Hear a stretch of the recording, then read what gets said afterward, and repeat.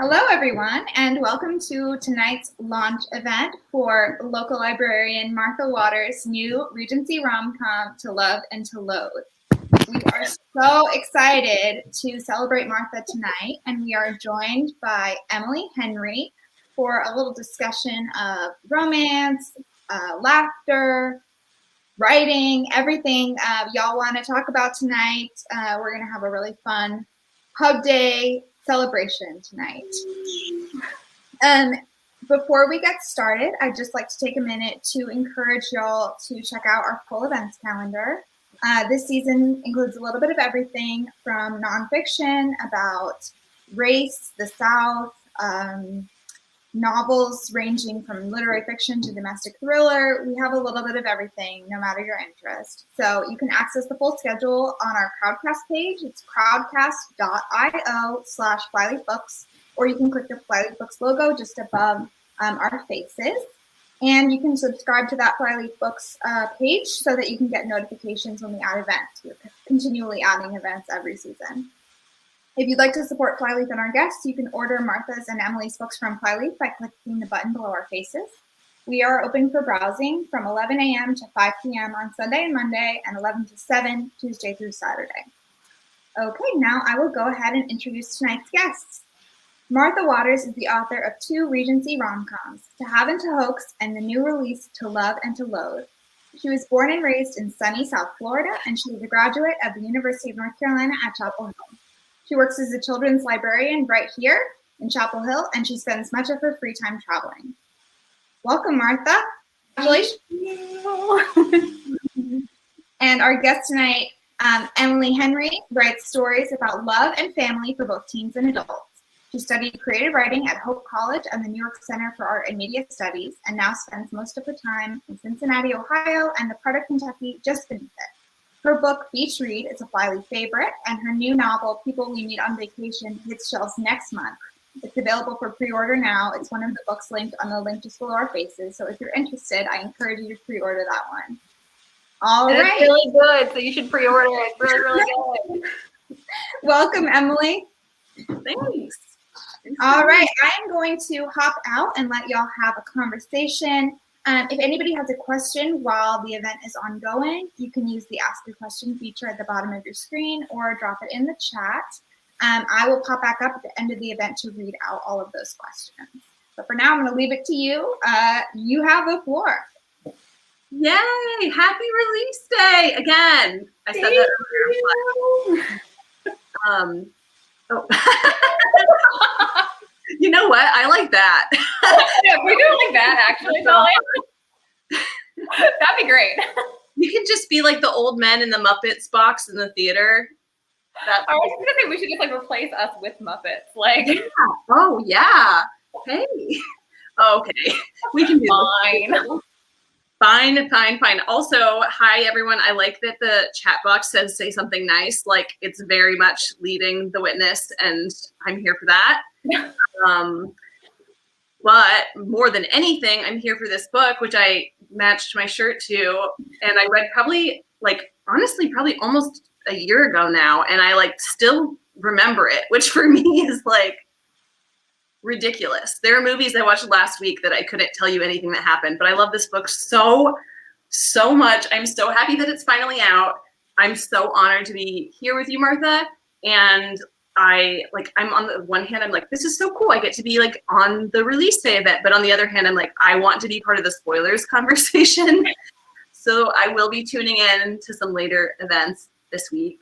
But yeah, I figured I don't know. I don't have a really rigid plan. I'm just going to ask you a million questions that I So first of all, though, do you want to kind of pitch the book, or do you hate doing that so much? No, I can do it. I will say almost everyone else I've ever talked to about the book is better at pitching it than I am. I'm like, oh, wow, can I hire you to do that? So this is good practice. See if I can get better at it. Okay, so it's a Regency rom-com. You can just take as long as you want. It can be a very, very, very long pitch, and then by the end of the week, it'll be a sentence. I know that this is. We'll see how this goes. So yeah. I've been calling it a frenemies to lovers rom-com. It is set at a country house party, and the basic premise is that my hero, Jeremy, and my heroine, Diana, have been like friends, frenemies, friends like to bicker a lot for years and years. And there's always kind of been this like attraction between them. And then at the very beginning of the book, Diana bets Jeremy 100 pounds, which in 1817 is a lot of money, that he'll be married within the year. And then shortly thereafter, he like shows up at our house and is like, hey, so we're both going to this country house party that I host every year. So I think we should have an affair for like 2 weeks because I just got some really bad feedback in the bedroom from my most recent mistress. And basically, like, I need a confidence boost before I get back in the saddle. And I know that you will not lie to me to spare my feelings because you don't like me that much. So what do you say? And Diana's like, I mean, maybe no, but let me think about it. And then she decides to agree to it because A, she thinks that like she kind of like get closer to him and figure out like how she's going to actually get him married. So she's going to win 100 pounds and say that she won, more importantly.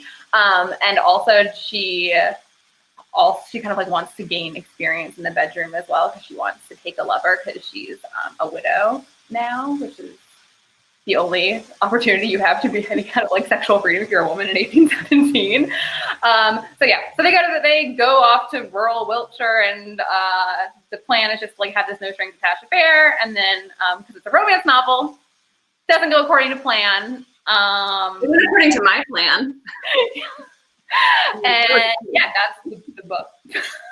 It's so good. I mean, if that sounds kind of like bonkers to people watching this, it's because it is. I mean, that's an appropriate reaction to have. Yeah, like it's so good. It's so juicy. Like it's already such a juicy, like heightened, like premise. But I was so blown away because like to read a romance novel and to know up front that the hero is like, he has just been told he's not doing so hot at sex. Like, that's like where we're starting. And to be like, oh, she's going to make me fall in love with this guy. Like, is that really going to happen? Is that possible?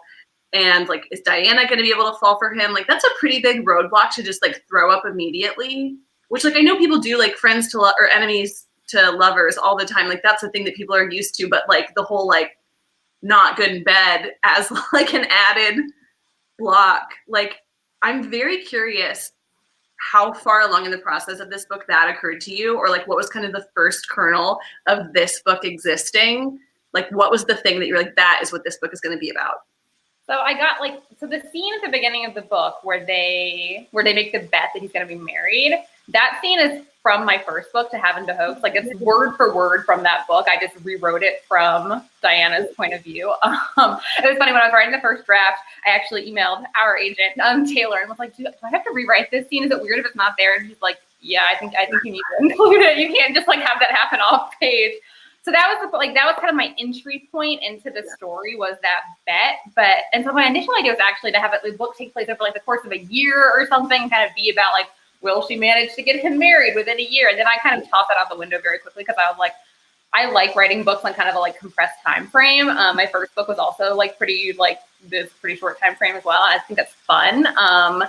And so the part about him being bad in bed was actually like the first thing beyond the bet that really kind of occurred to me because I have read conservatively like at least 300 or 400 Regency romance novels. And like in almost all, not all, but almost all of them, the hero is like instantly just a genius in bed. And oftentimes the heroine's a virgin, which I also find like an extra like added like, wow, he's really just that good.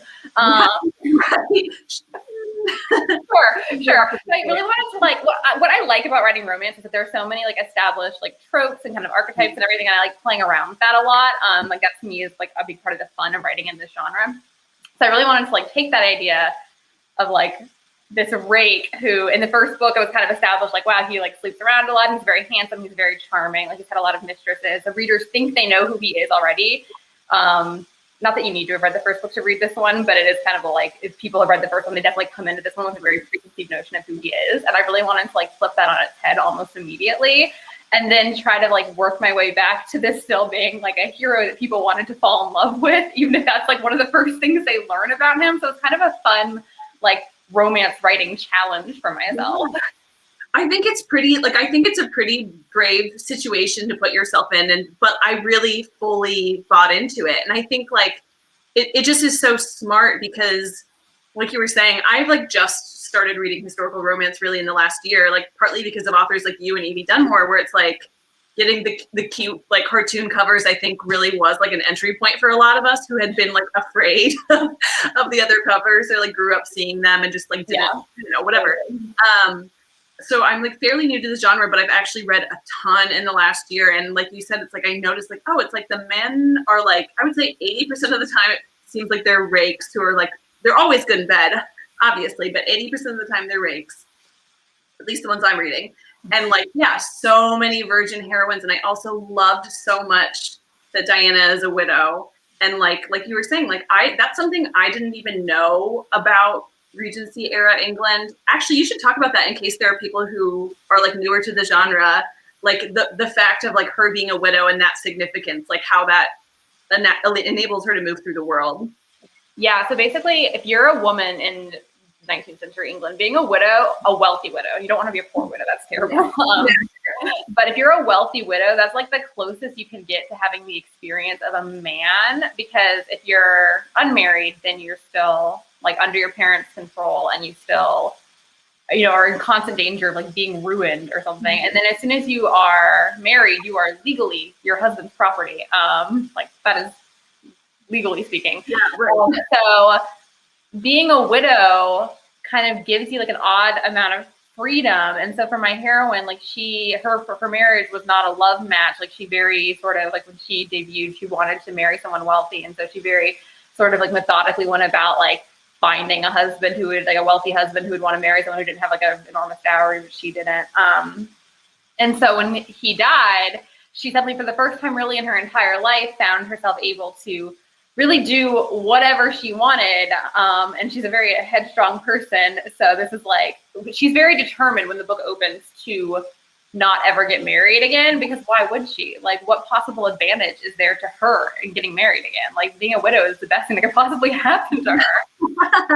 Yeah, I mean, there it is though. That's like another obstacle that you set up for them. And that's the thing that like really good romance always blows my mind with, and your book especially did, is the fact that it's like you have to build these believable roadblocks for the couple, but then also make the way everything like comes together in the end equally believable. And yeah, I was just really blown away. I'm so excited for more people to have read this so that I can talk to them about it. It's so good. It's fantastic.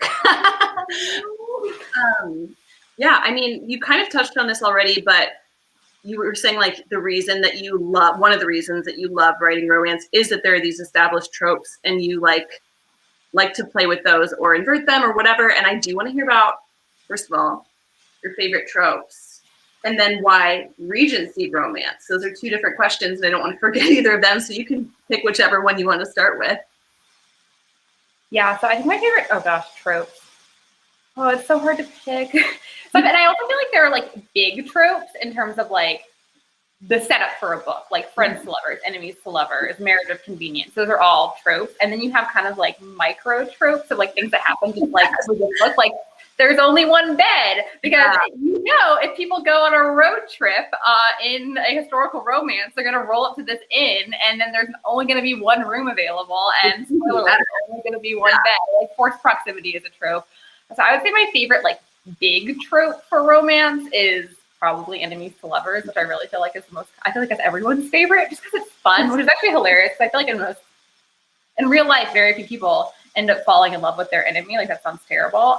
No one wants to fall in love with someone they hate. So I think that's part of why it's so popular, is that it kind of is like this fantasy of like, what if the person you hated was actually really hot and secretly amazing? And maybe they didn't actually hate you, but they've been secretly in love with you the whole time and just pretending to hate you.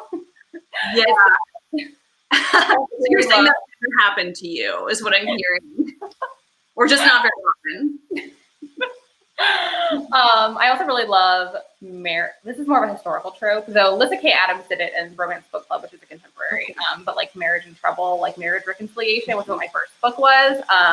I think I like it in historicals, especially because courtship was so like short in the olden days that I like kind of having these characters who are already married and like already know each other, and there's a lot of established history there that you can kind of draw upon, which is also why I like writing characters that have like known each other for a long time, like Diana and Whitney in this book, have a lot of shared history and like just know each other so well already that they know exactly how to make the other one mad. And then for like mini tropes, I really like sick bed scenes. There are a lot of these in historicals. Like there's a Sarah McLean one. It's like I can't. They're on a road trip, and then like someone gets hurt, and there's something like honey, like dressing someone's wound with honey or something. It's like involved. I don't remember. It's the Rogue Not.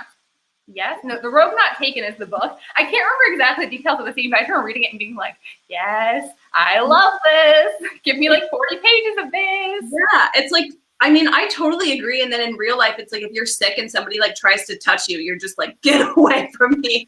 Like, or at least I am. Maybe that's just me, but I totally agree. Those are so fun. And I think like it just bonds those characters so quickly. Yeah, totally. Micro trope. I'm like, I think that's just, I don't think anyone really calls them micro tropes, but I definitely like differentiate them in my head. So everyone that asks about your favorite trope, I'm like, well, I think there's two different things at play here. Mm-hmm. There's like the tropes that set up a book, and then there's like the smaller tropes that you like throughout the book. No, I totally agree. I think that the micro tropes, which I do think you should coin, and when people start using it, like charge them money. We'll copyright them and get some money from those. Like, you should copyright it, and I like by tonight there will be think pieces. Like, just be ready. No, but that's so true, because I feel like the micro tropes, it's like the things that we would call cliches, but I think romance readers know that like things that have become a cliche have done so for a reason, and there's always a new way to like spin that or play with it. And like if you, I don't know, people love that. People love that for a reason. We want more of them. Yeah, and I think like, I don't know, there are always really terrible think pieces about like, does a romance novel need a happily ever after? And everyone's like, gets mad about it on Twitter, which at this point I'm just like, let's just ignore them. Like, this seems like a dumb thing to argue about, because obviously it does. And no one's out there arguing that like a mystery novel doesn't need to like solve the crime at the end or anything. But I think that reason people like romance so much is because you have this like established structure going in, and then it's fun seeing how different authors play around with it and take a trope that you've read like 5,000 times and make it feel fresh and new and like somehow specific and meaningful to those characters, while you still have the comfort as you're reading of like knowing that it's all going to be okay in the end. Like, that's the best feeling. No, I 100% agree with that. I mean, that's like why I started reading romance at all, was just like, I just want to read something where like things can go wrong. Bad things can happen, but I do want that happily ever after. I want to know when I'm starting out, like I'm ultimately protected in this reading experience. My friend recently read, I don't know how she was not already aware of this. I think she's actually watching right now, so sorry, Caroline, I'm about to out you. But she read Me Before You, the Jojo Moyes one, and she thought it was like a romance, like rom-com type situation. So she was expecting it to end happily. And we get these like hysterical text messages like in the group chat, like, I can't believe it ended happily. And I was like, why did you read that? Like, you did the wrong thing. That is like the worst surprise. That's really the worst surprise. That's honestly, I have a thing where like when we're like scrolling for something to watch, if a rom-com is like an indie movie, I immediately discount it. And it's not because I don't think it will be good, but because I don't trust indie rom-coms to not just actually be completely devastating. Like, I feel like when they call it like that, or when just like you can see like there's like a tone or like a palette they're using or something, and you're like, they do not want me to be happy. Like, that is not where this is going. Somebody dies. Like, this is not for me. No, it's like, I'm not interested in your like clever intellectual take. Yeah. Like, I just want people to fall in love. Yeah, I know. No, seriously. That exactly. You're in my mind. Yeah. And like, I mean, I think with like, I started reading romance. Okay, hold on. It doesn't matter why I started reading romance. I want to ask, when you started reading romance, have you always been a romance reader? No. No? I mean, like, unless you count like Georgette Heyer books, like, which, I mean, those were written like 80 years ago. So those are the first like, actual like technical romance novels I ever read. But other than that, I didn't start reading it until I was in grad school. Because when I was in library school, I took a popular materials class, and we had to read a book from a different genre each week, and we did romance one week, and I picked a Julia Quinn book. I picked it off the shelf, and then I showed it to my boss who at the library, who is like an avid romance reader, and I was like, this is good. She's like, yes, like read that. So I read it, and I was like, oh, this is hilarious. I love this. And then I went and did a deep dive of like all the Bridgerton books, and then like the rest of her entire like 25-year backlist. I read it in like 2 months. So basically, you had the experience that now all of America. I know. It's been really funny. I've been like, and the whole year in the lead up to Bridgerton hitting Netflix, I've just been like talking about it on Instagram. I was like, it's coming to Netflix. Yeah, I should read it now. And I talked about it in like these all these book recommendations I did in my stories, and people started messaging me about it. And I started keeping track at one point before the show came out of how many people have started reading the series because of me. And I was up to like 20 people or something. And I was like, I feel very powerful, but now like everyone's reading them. I don't feel powerful anymore, but I'm like a Bridgerton hipster. If you can possibly be a hipster about like one of the most beloved romance series of all time that was like wildly popular before it was on Netflix, so not really a hipster, but well, I think you can. I mean, I'm trying to think like what like that's like being like you could be a Sally Rooney hipster. It's like, I mean, everyone who read Sally Rooney is somewhat, I don't know. I love the normal people. Like I read it. I haven't watched the show yet, but like I like the show better than the book almost. Like I like the show better than the book almost. I like the book a lot. The show is really good. That's what I've heard from people. They've said that is the main character Marianne. I don't remember what her name is. The main character, the girl one. I've heard people say that same thing, like that they just were able to like understand her more, seeing it kind of laid onto an actor. And I also think it's hilarious that the actress looks exactly like Sally Rooney.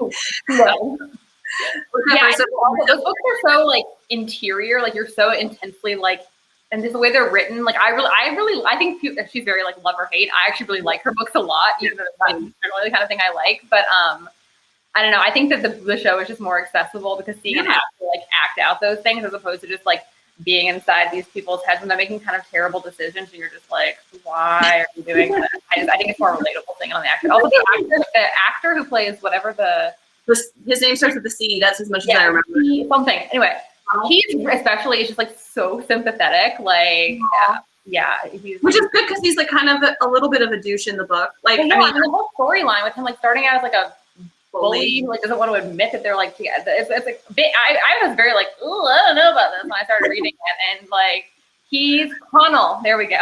Thank you, Caitlin. Yeah, he's really good.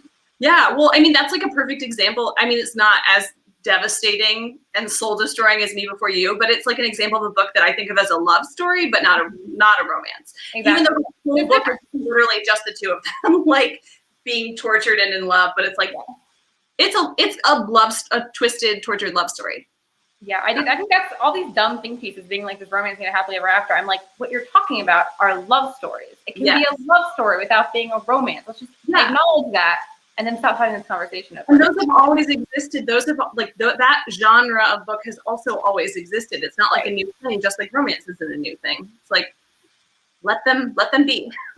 You can never. Here's a rule that I learned from the internet. You can never let women be. It's true. If you see someone doing something, you need to intervene like fast. This is why Twitter is a terrible place. Helpful. You mean it's a helpful place. Anyway, okay, so gosh, really like I do just kind of want to ask you all the romancy questions. If there's anything that you're just like so sick of talking about, please feel free to pass. I know you're gonna have to like do a lot of you're delighted to do a lot more of these events. But this is the first time that Martha and I are like talking like we message on Instagram, but this is like our first like hangout. So you guys are just basically at like our slumber party. Yeah, it's pretty great. But yeah, so like I want to know, so did you start writing Regency romance or were you writing other things before that? Like what was your journey to writing? I like always wanted to write. Like, I mean, I got my notebook from when I was in second grade, like recently, my like first writing notebook. So everyone who's ever known me has known I wanted to be a writer, but I wanted to write for kids and teens. I wanted to do middle grade for a long time, but then when I actually started writing right after I finished college, I was kind of, in retrospect now, is like having some industry experience. I'm like, these books never would have sold because they're like kind of like, they feel old to be middle grade, but they feel really young to be YA. And like good luck selling that. Even though it's a really badly needed like thing in the market, it's still really hard to sell. So I wrote a book the year after I graduated college that was like a YA, like magical realism almost, that I tried to query, which in retrospect was like totally not ready to be queried. And then I started library school, and a friend of mine in library school, we wrote a book together, which is another one of like awkward, like too old for middle grade, too young for YA. But I felt like it was a great idea of like a YA fantasy that we were talking recently about like trying to write it as an adult book, and I'm like, I think we should do this. So I did it. Allie, if you're watching, I'll be texting you about this again soon. And it was right around that time that I took this popular materials class and then started just doing nothing except reading romance novels in my spare time for like ages. Yeah. And at that point I was like, I should try to write one of these. And I was kind of intimidated at first, actually, like as opposed to all these idiots who were like, oh, yeah, I can do this. I was like, oh no, this seems hard. Like you have to balance a lot of different things doing this. And you have to do it within this kind of established structure. And there are really defined reader expectations. So I was very intimidated by it. But then I was like talking to a friend, joking about my lifelong obsession with consumption being the most romantic way to die. And I was like, that was hilarious premise for a romance novel, and that's how I ended up writing my first romance. So To Have to Hope was the first romance or book for adults at all that I tried to write. Wow, that's amazing. Then, yeah, here we are with book 2. It was the right book at the right time, and it was like a genre that had just kind of swallowed you whole. It sounds like that you were just like, this is where I want to live.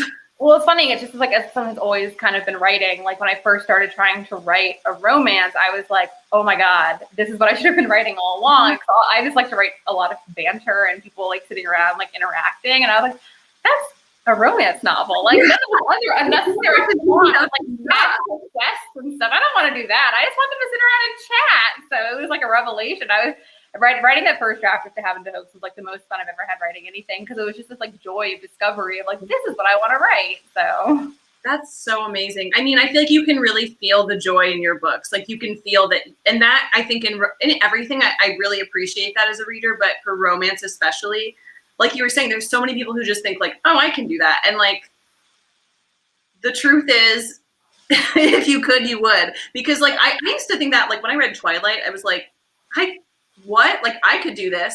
But like, then I tried to write books that would be popular like Twilight. And actually, you know what? I couldn't. Like, you can't just do something because it seems like simple to you.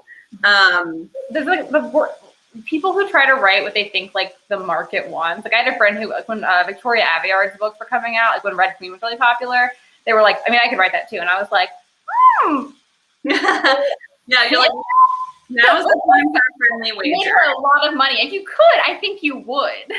Exactly. I think when you're reading it, when you're reading something really commercial, it's so easy to think like, because it's similar to other things or fits into archetypes or whatever, it's so easy to be like, yeah, that makes sense and is just, but yeah, you can feel when there's a lack of conviction in a book or like a lack of joy, and like your books just feel, they're romps, first of all, I would say. Do you take offense at that? I consider them romps. It was funny. I saw someone on Twitter having a discussion about this recently of like how would you like define a romp basically? And I really wanted to dive in and be like, my books, but I thought that was weird, so I didn't. Obviously, there's like such a wide array. I mean, first of all, I see people do that kind of stuff all the time. Like that's like when you're at the conference and like the guy raises his hand for a question, but then he's just like, "So I'm writing a book," like you know that guy.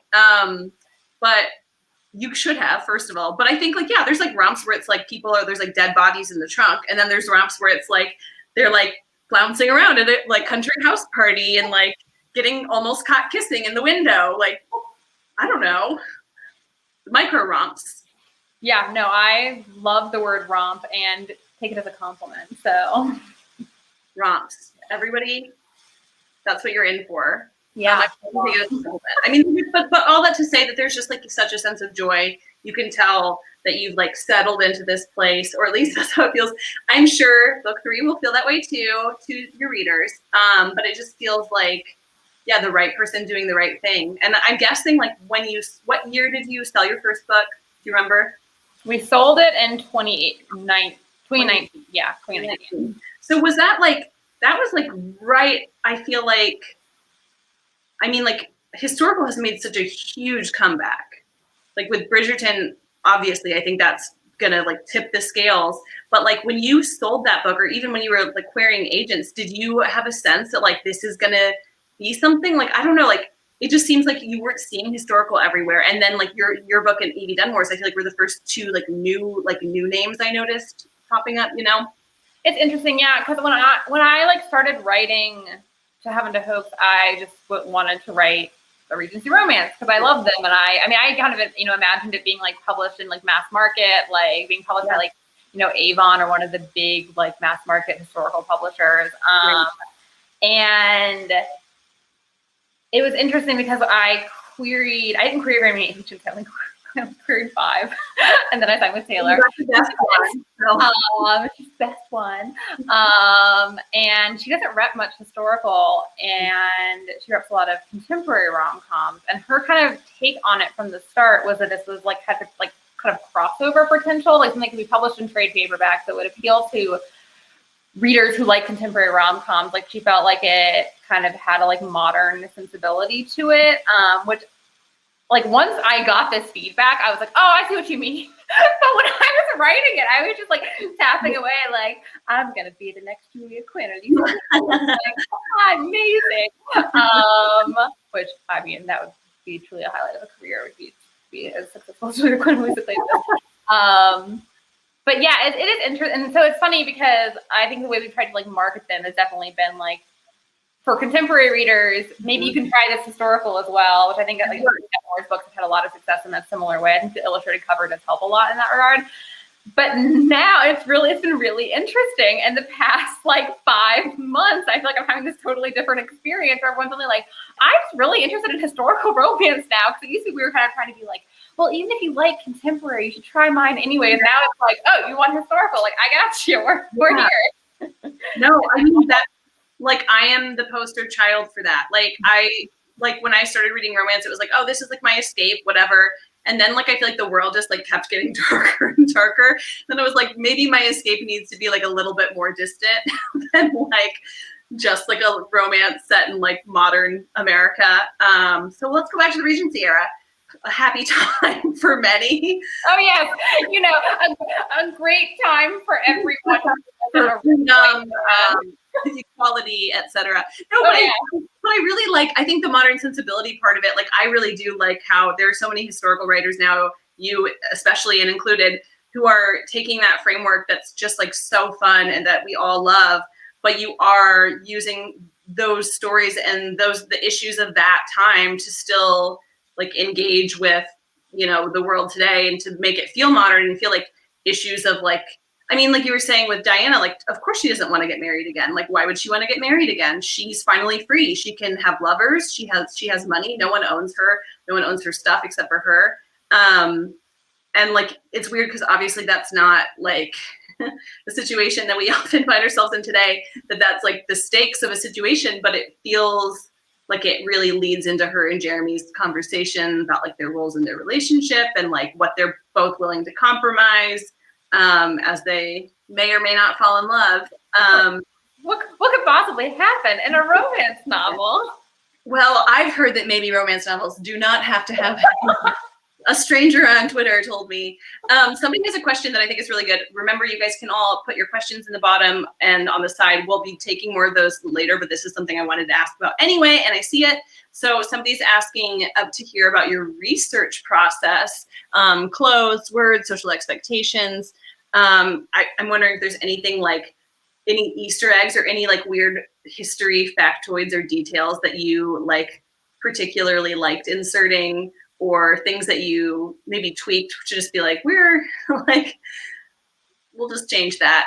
It's funny doing, because I feel like there's kind of a like scale in historical romance of like how engaged with history they are. There are some, like I would argue, like Evie Dunmore's actually in this regard, like her really directly engaged with like the fight for women's suffrage and stuff, like very directly engaged with the history of the time. Whereas I would say I am more on the end of like using the historical setting as like a set piece to kind of play around with. And I really like using the kind of, societal expectations and sort of like the rules of the Regency as things that limit like what the characters can do and like barriers that we have to get around over the course of this story. So I find it like provides a lot of helpful structure.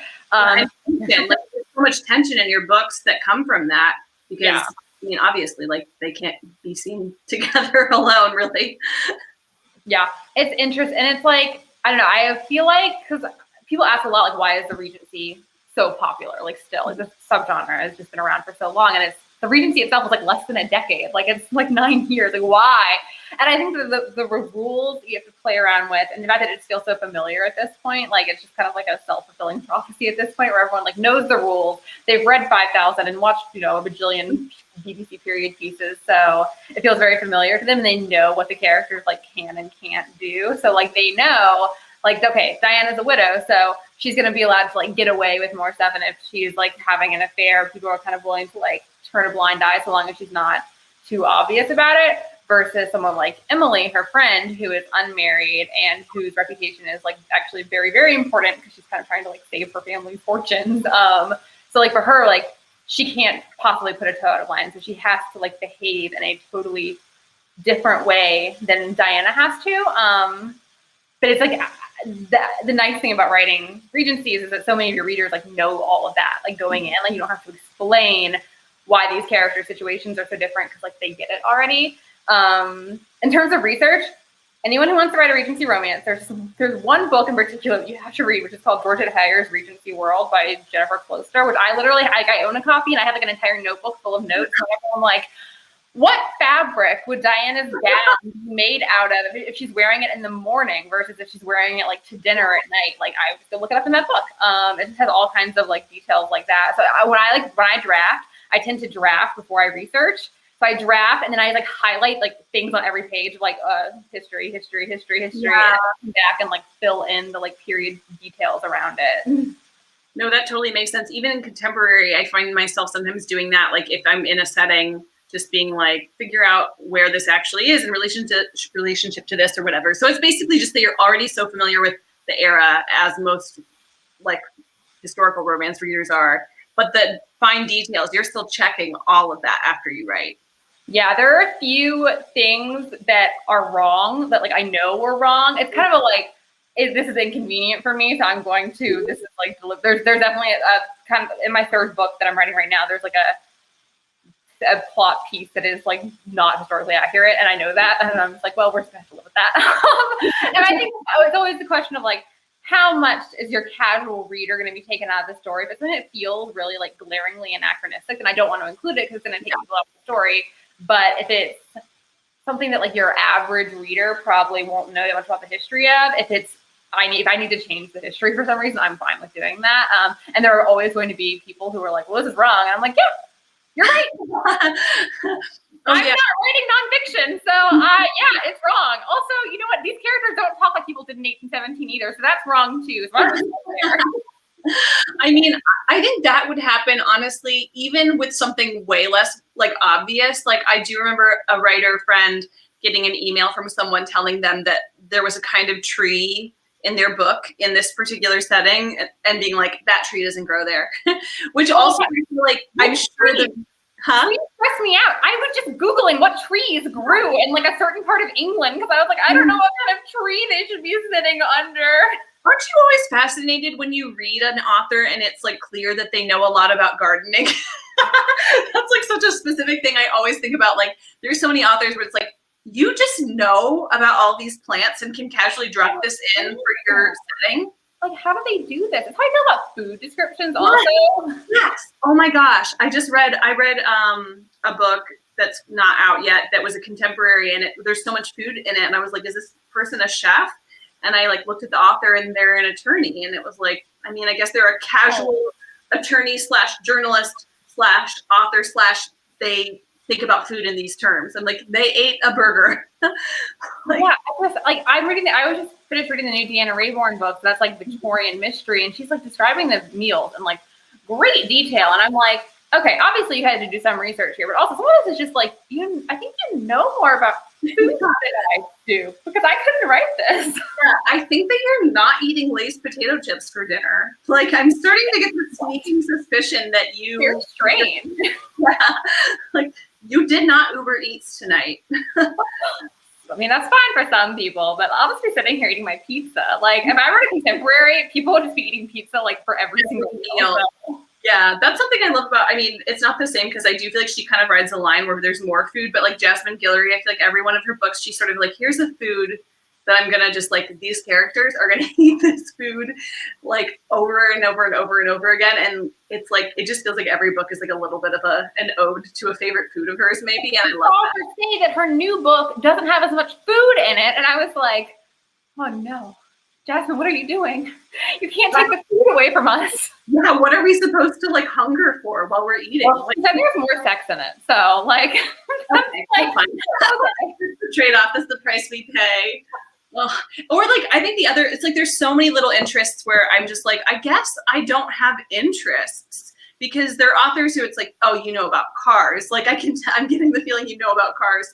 And I think that's like why I just like keep writing about like writers in some form. But now I'm realizing with historical, if I knew anything about that era, which I do not and would never trust myself to write historical, it's nice because the women aren't allowed to do anything. If I don't write contemporary, they're going to be librarians and writers. Yeah. Like, that's it. I'm like, I got nothing else. There is what doctors do. I can't write a doctor. God, the new King Claiborne book was like a doctor hero. And I was like, I couldn't do this. I know, that's seriously what I think the whole, like now that I'm aware that like conscious the whole time that like somebody is writing these books, there's a person on the other end of it. That is the thought I have the whole time. It's like, you not only like wrote this book, but you had to have done so much research to tell this story for this like very small side like thing of like, oh, this person has a job. They have a job. Yeah, you see some historical authors who I really admire who are like, I'll do 3 hours of research and it ends up being one sentence, and I'm like, that's not how I work. I know exactly what I want to know, and I just need just enough detail to put it in so it feels historical. Like, I do not spend 4 hours. Also because I don't really trust myself because Wikipedia is a dangerous place. Yeah, you just can't know. I mean, yeah, you just can't know anyway unless you're like a scholar in that, I would imagine. You can find stuff online, but it will be possibly conflicting anyway. Yeah, well, I had to get a unaffiliated borrower's card from my alma mater's library so I could get this like map. It's called the Regency London A to Z. It's like all these historical era maps, and it's like out of print now. So if you want to buy a copy, it's like $100 or more to get it like on like used on Amazon or something. So I like paid for like my little like 1 year borrowing card for the library, and so I've had this book for like 7 months. I have no one else. Never giving it back. But I'm like sitting there, like pouring over. It's like, I feel like that's like one time I'm a real historical writer. But I'm like pouring over these maps, trying to figure out where my characters live in London. I'm like, I feel very legit right now. The rest of the time, I'm like, I have no idea what I'm doing. I feel cool. You first of all, you are cool. Second of all, you are legitimate. I would say both of those things about you. Those are both true statements. Thanks. Oh my gosh, there was something that you were talking. Oh, hi. Hi. Sorry. With you. I was wondering if you all are ready to do some audience questions. Sure. Yeah. Okay. So the first question is from Barbara, who asks, "Can we read this as a standalone?" Yeah. So I took a lot of care when I was writing it to make sure it worked as a standalone. The characters are friends of the main characters from my first book, but there's literally like no reason. In fact, I feel like I'm tagged in like 5 reviews a day on Instagram. They're like, I didn't read the first book, but that doesn't really matter. So which I find comforting. I read this first and had zero questions. All it did was create curiosity for the first one, where I was like, oh, I want to know. I like get little glimpses, and I want that. Yeah. So yeah, definitely read it as a standalone. That's a pretty standard thing for romance. And honestly, I love it because it means you don't have to wait for I always wait for the whole series to be over before I start it so that I don't have to wait. But with romance, you don't have to do that. Exactly. At the library, if you put in a request at the library, you can just read whichever one they actually have available. Right. Yeah, exactly. Mm-hmm. Sort of to that point, Erin asks, can you tell us who the lead characters are going to be for book 3? Are you allowed to do it? Yes, I can. As of last Friday, I'm allowed to talk about this. So the lead characters for book 3, which is called To Marry and to Meddle, and will be out sometime next year, are Emily and Julian Belfry. Emily is one of Diana's 2 best friends, and Belfry is a character who was first introduced in the first book. He's not quite a major role in To Love and to Loathe, but he is the son of a marquis who was basically disinherited by his father because he decided to open a theater, which is very scandalous for someone who is like fancy and aristocratic to do. And he and Emily are going to have a marriage of convenience, which is a trope that I love and I've always wanted to write. So I'm having fun with that. Sometimes I'm not having fun with it and I want to throw my laptop out the window, but mostly I'm having fun with it. So excited for that 3rd one. Can you talk about how you choose your characters' names and locations for the stories? You talked a little bit about maps, but it's funny. I was just asked this question about the names in an Instagram live I was doing like an hour ago, and I feel like I didn't have a good answer then either. The names, they just come to me. I spent I was 65,000 words into my first book with the hero's name was Peter until that point, and it just felt wrong to me. At 65,000 words, I was like, he needs to be named James. It has to be James.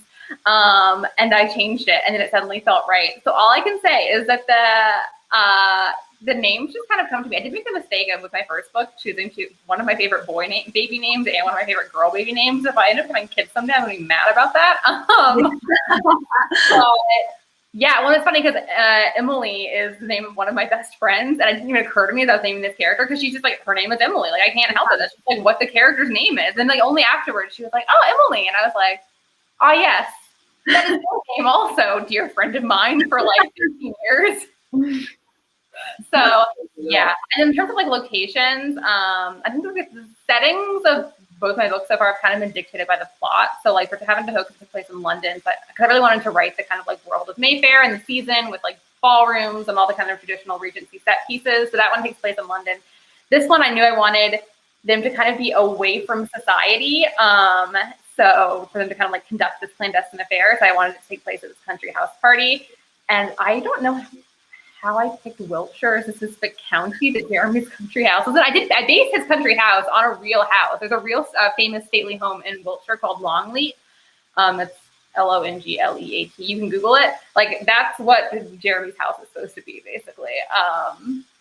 So yeah, it was funny when I was thinking about it. It was like, this hill that you reference is not. I cannot find any record of it. It's not a real hill. And I was like, I know. It's a fake hill. I made up the hill. Elderwild is not actually a real place. You're making the fact checkers' lives so difficult, Martha. I'm kidding. You're very allowed to do that. Evan asks, which characters in the book do you love, and are there any you loathe? Ooh. I love all of my characters. Diana, as I think I've said this many times and everyone asks me, is probably my favorite character I've ever written. I just adore her. But I really love all of them. And they all feel very real to me, like friends. I don't loathe any of them. I don't think I really loathe anyone in this book. For my first book, To Have and to Hoax, I really strongly dislike my heroine's mother in that book, which gave my mom a lot of angst because she was worried people were going to think it was based on her. And I was like, based on you, Mom, calm down. So yeah, that's probably the character I've read that I dislike the most. Okay, let's see. Oh, and speaking of characters, Charlene asks, do you miss characters once you're done writing the book? Yes, a lot. Which is why it's so fun that I get to keep just like writing these books that are kind of like set in the same universe with the same friend group. It is sad. Like, there are a couple characters, West and Sophie, who had more of a role in my first book than they did in this one, because just like plot wise, I didn't like, they were there, but I didn't need them as much. And it was funny because I was just like, I miss them. I love them. So I'm trying to figure out how to write them more into book 3 because I'm like, yeah, we haven't caught up in a while, guys. Like, what are you up to? So, Do you feel guilty? Do you feel like it's like the stuffed animals that you didn't play with as much as a kid? yeah, these are the ones that are like getting left in the corner and like don't get to play in the games as much. So I'm like, we gotta get you guys out. Get them on the field. Yeah, exactly. Let's see. So there, the last couple questions that are in the question feature are about marketing, sort of. Kathy asks about the process of the redesigned cover. If you had an input on that, do you know what the motivation for that was? And then Charlene asks about names, like whether anyone writes under pen names anymore, how that all works. I know I'm pretty confident in saying that Martha Waters is your real name. Sure. But you can, confirm or deny. Yeah, so I'll do the name thing first. I always knew I wanted to publish under my own name, even when I thought I was going to be writing ones that were like kind of published with a more like stereotypical like romancy like cover, like shirtless dude. I was like, I'm still doing it under my own name just mainly because I'm lazy. I thought it was confusing to write under a different name. I know a lot of people, so there are a lot of romance authors who still write under pen names. And there are also people who write under different names for different genres, or even like little things like, Victoria Schwab writes under Victoria Schwab for kids and YA, then she writes under V.E. Schwab for adults, just to kind of signify which books are for which audiences. And like Rachel Hawkins she used to write kids and YA under her own name, and then she writes adult thrillers under her own name now, and she has an adult romance coming out under, what is the pen name going to be? Like Erin Sterling? Yes. Yeah. Erin Sterling. Romances are going to be under Erin Sterling, just to kind of like differentiate between the different genres, but I think makes sense also for but so yeah, I think people do it for a variety of reasons. Like some people are just very private. Some people want to write under different names for different audiences or different genres. I don't know that I will always write historicals, but I would really like to write under my own name for all of them, just because I am really lazy and it seems just confusing and I don't want to do it. So I hope that I will always just be able to put under my own name regardless of what genre I'm writing in. Getting to the cover thing. So my first book had a different cover originally, which was maybe a little less rom-com-y looking. We thought it still looked kind of rom-com-y. It looked kind of similar to the cover for The Wedding Date by Jasmine Guillory. Actually had like kind of cameos. But after that one came out, and as we were starting to talk about the cover for To Love and to Loathe, they really wanted it to kind of like clearly signify rom-com and like draw in like the audience for contemporary rom-coms, which is why they went with this cover with like little cartoon people on it, which I really love, and I think it's really, really cute. I love the picture frame also. And so back in like November, December, they decided to do a redesign of the ebook cover for To Have and to Hoax to match To Love and to Loathe. So the new cover for Hoax looks like this. So the two covers look really cute together. I love the new cover. But at first, I didn't think it was going to be in print. I thought it was only going to be the ebook edition. And then they ended up doing another print run as well, which I was extremely excited about. So now I get to have them matching together on my bookshelf. But yeah, I mean, the whole point behind cover design for any book is just to try to make sure it's reaching the readers you want it to reach. And they think that is what these covers do. And I mean, a lot of people have told me they picked To Love and to Loathe just based on the cover. So I think it's working. So I'm just really happy to have a really brilliant art department that makes these beautiful covers for me. Yeah, I love the new cover. And we actually, right before we started ordering books in for this event, we were like, which cover is it going to be? What are we promising people? And so I think people are happy to get the new one. Although one person did specifically ask for the original cover. So yeah. I've had a couple of people complain because they want an edition of To Love and to Loathe that matches the original cover of To Have and to Hoax. So they like that one better. And I'm like, well, I can't help you. Please, everyone. Like, do you have a printer?